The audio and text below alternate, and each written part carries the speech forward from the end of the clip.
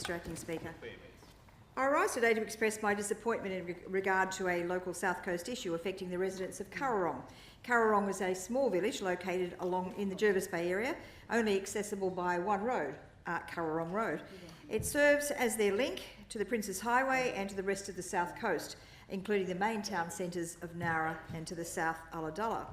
Members of this place would be aware of the tragic number of road fatalities that the South Coast has experienced in recent years, both on and off the Princes Highway, each having rocked our local emergency service personnel and the community, of course.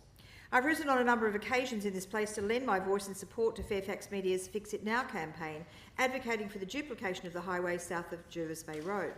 However, it's not only our main highways that hold the power to take human life, and I'm proud to say we have as a government realised and acted swiftly to ensure that the condition of local roads are not also a contributing factor to a rising road toll. Across the Shoalhaven, there is a total of $905 million worth of road assets, ranking the local government area in terms of roads as the largest in the region, above Wollongong, Eurobodalla, Bega Valley and Shell Harbour. On the South Coast, since 2011, many millions have been invested in the upgrade of that local road network to improve safety, reduce congestion and increase freight capacity. In recent years alone, more than $20 million has been invested towards upgrading vital thoroughfares such as Flinders Road, Matron Porter Drive, Naval College Road, Bolong Road, Culburra Road, Little Forest Road and Sussex Inlet Road. In the 2018-19 state budget, a further $4 million was secured to assist Shoalhaven City Council to upgrade key sections of road and help keep both motorists and pedestrians safe.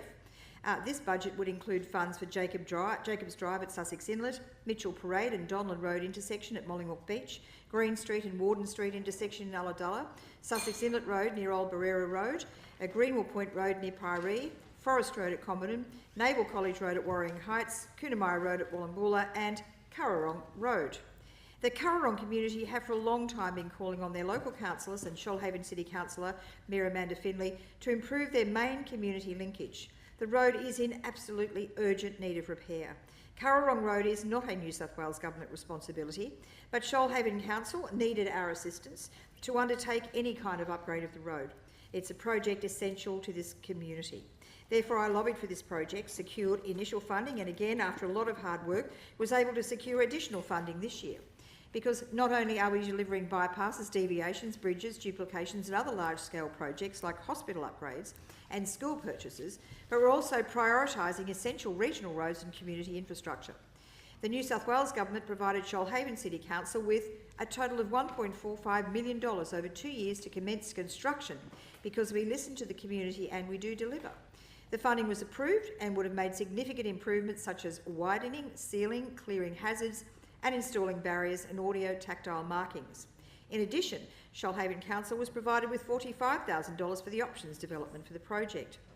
Through development of the project in 2017-18, Council identified an alternative scope of works based on the original scope being cost prohibitive. Their original application had not taken into account the full scope of works required.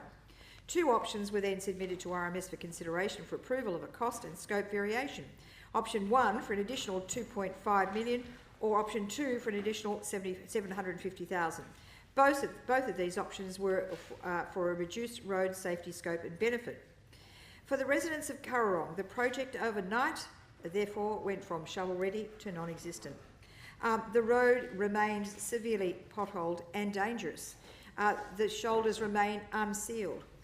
This is an accident waiting to happen on just about any section of Currarong Road. And so, nevertheless, as a result of this, the Community Association, the Currarong Community Association came to see me, along with its president, Tony Lunn, to explain their disappointment that the funding had been lost because of the application. They are so disappointed, and frankly, I share their disappointment. Currarong community and residents rely on this road, and we can't wait any longer to neglect the road. They've been told that Council do not have this road in the future program of works, and because of the funding disappointment, they don't see any way to move forward. I express my intention here, Mr Acting Speaker, to work very closely with the RMS and with Shoalhaven City Council. We also need to work in partnership with the community because they were kept in the dark about the funding, and so was I. We all needed to know why this funding was lost and that it had been lost so that we could move forward. So I hope in the future that we can work with council and they will be very honest with us about what's happened on our road network. Speak up. Thank you. I call